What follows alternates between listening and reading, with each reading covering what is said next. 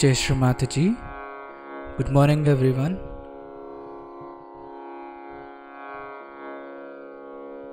Let's all bow down to Shri Mataji, raise our Mother Kundalini and put Bandhan.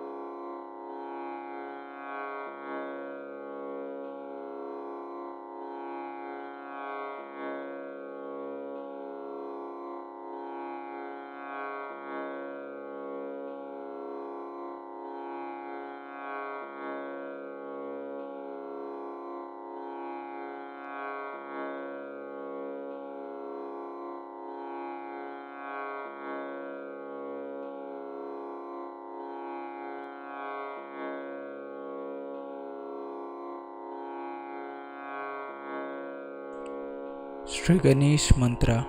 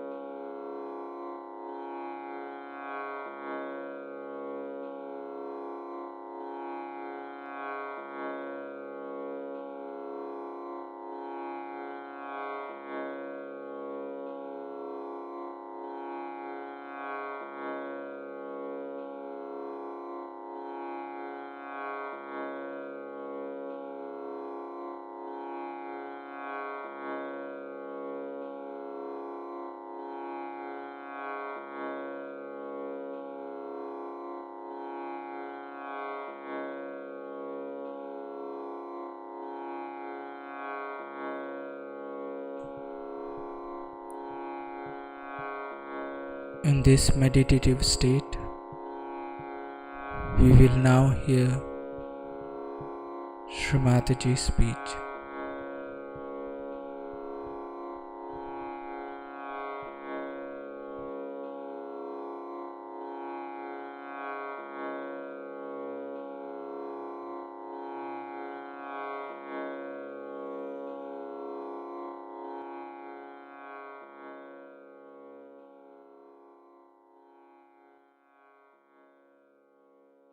Today, we have gathered here to worship Sri Krishna,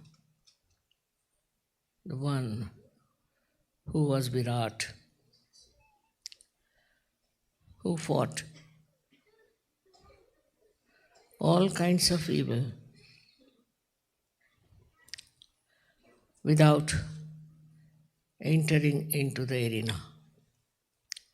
Sri Krishna's life itself is a very beautiful, creative, and loving thing. But to understand him, it is not easy. For example, in Kurukshetra, where the war was going on, and Arjuna became depressed. And he said that, why should we fight our own kith and kin, fight our own close relations, friends, and our gurus? Is it religion? Is it dharma? Before that, in Gita, Sri Krishna has described a personality which is a sage. We can call him a saint, or he called it a Sthitapragya. So when asked what is the definition of the Sthitapragya, the description he gave was about a person who is absolutely at peace with himself and at peace with his atmosphere. It's very surprising. All this knowledge he gave in the first place in Gita. That is the best. That he called as the Jnana Marga. That is Sahaja Yoga, by which you get the subtle knowledge. But at the same time, when you see him advising Arjuna, it is very surprising that here he is talking only of spirituality, of complete detachment. And there he is telling Arjuna that you go and fight. They are already dead people. Whom are you fighting? This conflict is difficult to understand, that how could Sri Krishna, the same person who is preaching that you have to all become Sthitapragya, suddenly starts telling Arjuna that you go and fight the foes. One side it is complete detachment, and another side is the war. How will you explain this? In Sri Krishna's own words, one can say that once you are a realized soul and you have reached that highest position in your awareness, to you everything is futile. But just now, what you have to do is to save the dharma. Not the dharma that people talk about, but the dharma means evolutionary process of human beings, which is going on. And if all the good people, those who stand for righteousness, are finished, then how will this evolutionary power will be saved? So you have to save them. And for that, if you have to kill, you don't kill anybody, they are already dead, because they are not evolved souls and they don't care for their realization. So you have to fight them. You have to fight the negative forces. You have to fight the wrongdoers. All this he explains in a very beautiful manner that we have within us three kinds of powers, which we also know. And by the middle one that we have, we rise above all these material, physical, mental, emotional, all these problems facing us into a new realm of spirituality. And that's what he wanted to save from the cruel people, from the aggressive, who were also misleading others. It's a very good understanding if you have that who is your relation, who is your brother, who is your sister. Those who are evolved souls are your relations. They are your own. And for them, if you have to fight the people who are aggressive, you better do it. You have to do it. That is the way of dharma. So, we have three paths, as you know, in Sahaja Yoga. The one is of bhakti. Bhakti is where you sing the praise of God, have devotion, you do all kinds of rituals, everything. And you think that you are very close to God. This is one which is being accepted by many, many people and by many so-called religions. That we must have complete dedication for God. You are not yet connected to God. What are you doing? How can you have any dedication to God with whom you are not at all connected? The second one was the karma. That you do your work. You go on doing your work with a detached mind. I mean, it's not possible. But that's what they say. And we are doing our karmas, good karmas. We do all kinds of good things, go to various places for our cleansing, meet many great people of spirituality, go to all various places and pray. Visit all auspicious places which are being described. All kinds of rituals we do for that. That is the Karma Yoga. And that is what the Karma Yoga, according to us, is the right side. Many people, as you know, are right-sided.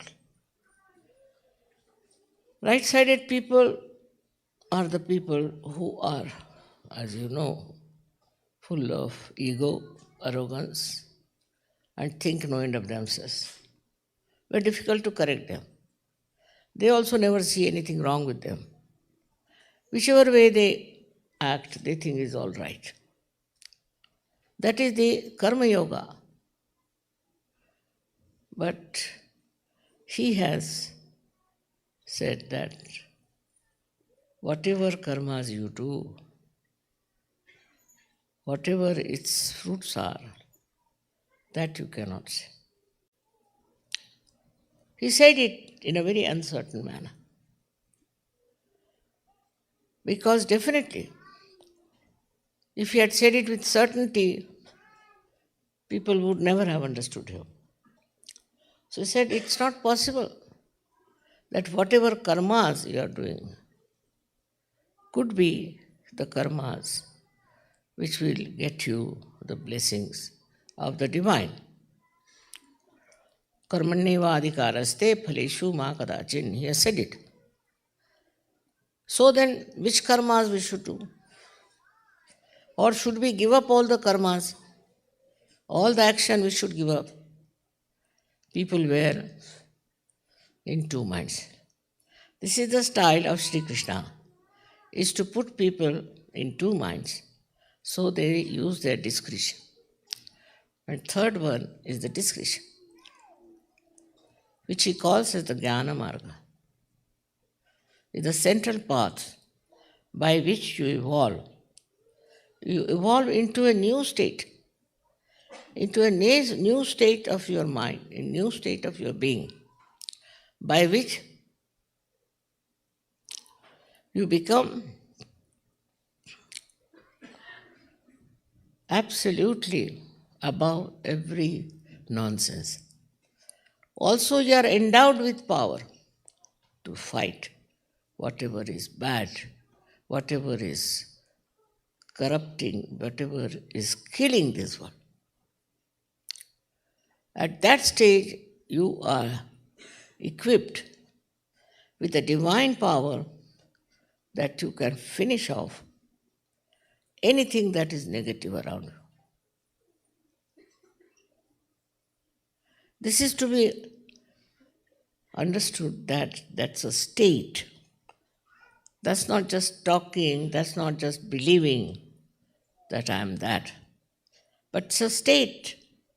If you come up to that state where you are beyond all these things and you have all the knowledge, pure knowledge, the subtle knowledge of being, this is the Jnana Marga. Many people say that everybody cannot go to Jnana Marga. For that you have to have a special type of personality. But this is very misleading. Everyone can go into Jnana Marga. It is very, very innately built within us, this evolutionary attainment. It is within us. And all of us can have that. Only thing is, we have no confidence perhaps that we go on avoiding it and go to cheaper things like becoming devoted to something, doing some sort of a ritual, going to some sort of a holy place, all kinds of nonsense which doesn't give you the evolutionary ascent by which you know the knowledge, the pure knowledge, the real knowledge. So far, whatever you have known, it was written in the book, whatever your parents told me, or whatever you have explored outside. But the knowledge which is the purest, which is the real knowledge, which is the jnana, that you can only get through your ascent and establishing yourself properly in that state. If you go on denying it, you cannot get it. But everyone has right to get it. You need not be educated. You need not be a very simple person. You need not be very rich or poor. Makes no difference as long as you are a human being and a humble human being, thinking that you have to achieve that state. You all can get that state which you know very well. And at that state, you become absolutely knowledgeable. Knowledgeable about yourself, knowledgeable about others, knowledgeable about everything that goes around. But this state must be maintained and try to go above that state where you have no more doubts left in you. This is what Sri Krishna taught. And this is what one has to achieve. But he being a diplomat, he tried to tell you other stories. Try this, try that, this, that. But actually, what he has praised is Jnana Marga. Ours is a Jnana Marga. That is the knowledge, the path of knowledge, in which you have to know all the knowledge. Unless and until you have the whole knowledge, you are not yet a jnani, a person who knows.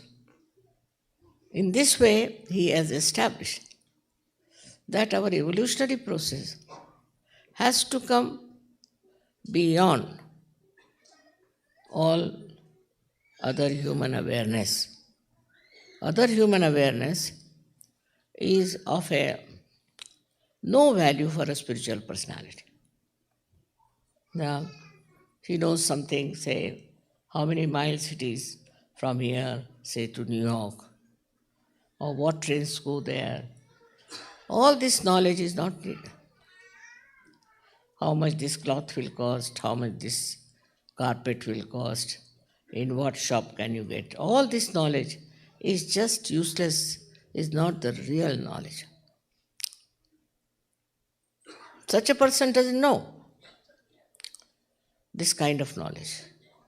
But what he knows is the knowledge about your being, knowledge about the whole universe, which is not how many stars there are or how many universes there are.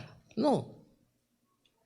It is the subtle inner personality of everything he knows.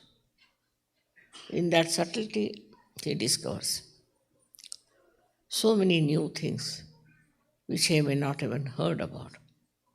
And thus, you reach a state of great knowledgeable personality. This is what we have to achieve. We are born as human beings and we know so many things already. People know so many things, but they don't know the actual. This knowledge doesn't come through your reading or through your intellectual pursuit or for your emotional movement. No. It is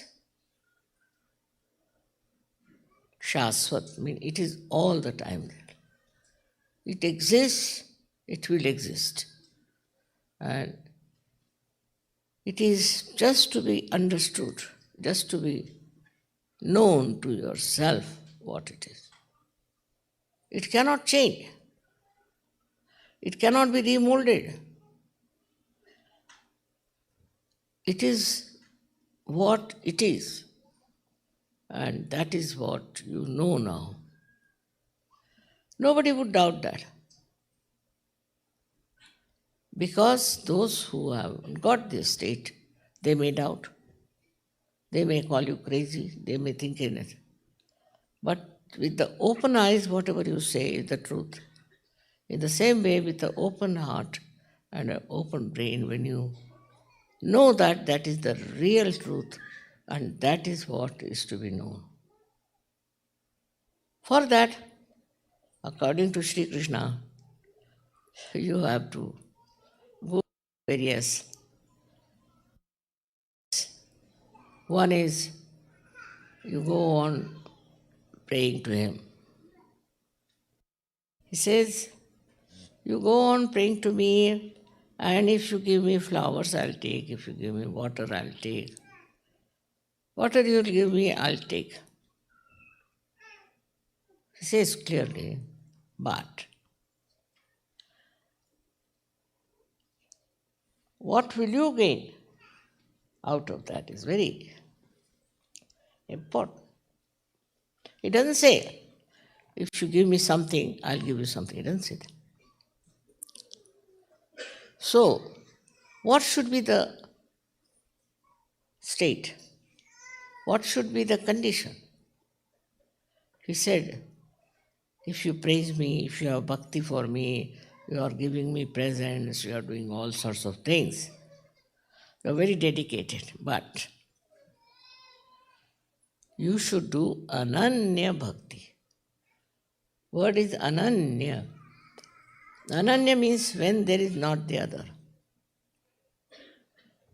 When we are one, when we are connected, then the bhakti you do, that time, whatever music you have of devotion, whatever flowers you give, whatever expression you have, it should be Ananya. That's the word he said, that do Ananya Bhakti. Pushpam phalam toyam. Whatever you give me, I'll take. He'll take everything. He's the one who is the only bhokta, means he's the only enjoyer. But what will you get? He says, when you do Ananya Bhakti, means when you are one with me. That means you are connected with him. That's how he has explained bhakti. What is bhakti is very clearly. But people don't understand. They think that bhakti means you go on singing on the street, Hare Rama, Hare Krishna, this and that is bhakti. It's not. If that was real, they would have achieved something, but they did not. Now don't blame Krishna for that.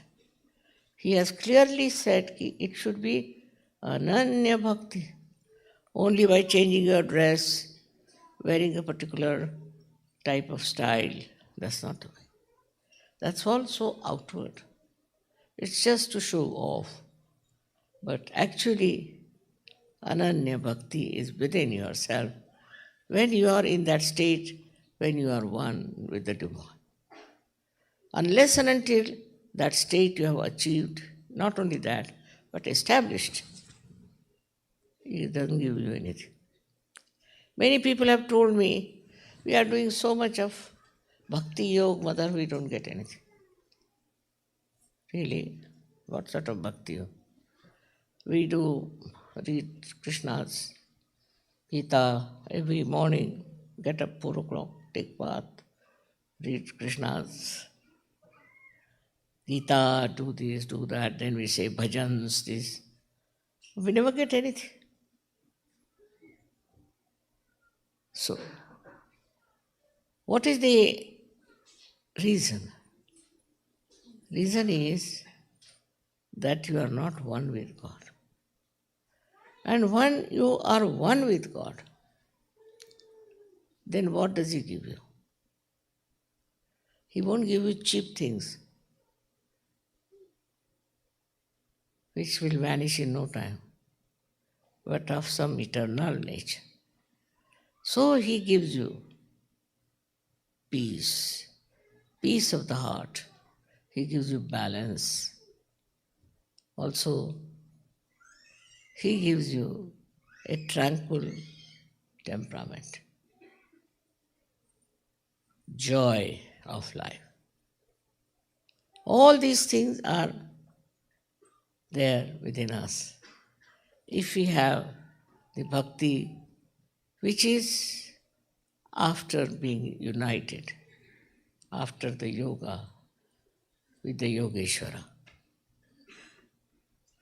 This is what one has to understand. Now, there are many karma yogis who go on working madly. They think we are doing, after all, nishkama seva, without any desire. We are serving people, we are serving the nation, we are serving this. Ultimately, what do you get? What you get may be money, might be you might get a good house, maybe all these things. But you don't get peace of heart. You don't get peace of mind.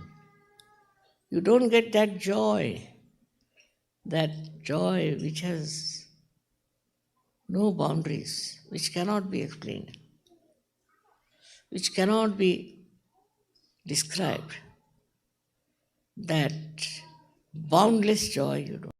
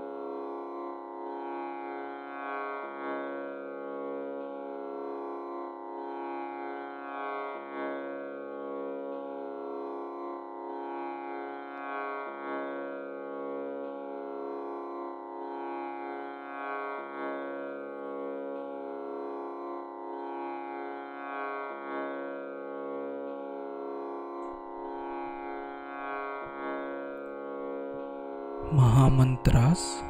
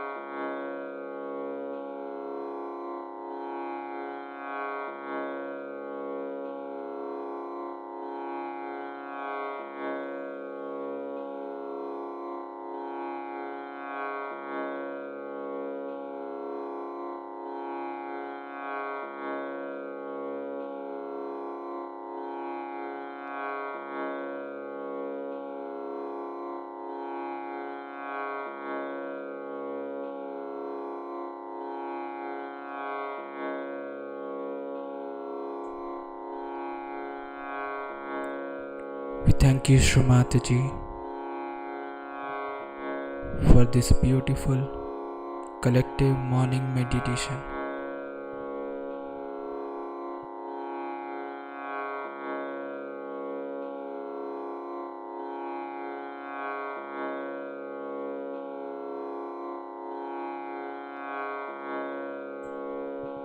Let's all bow down to Shri Mataji, raise our Mother Kundalini and put Bandhan.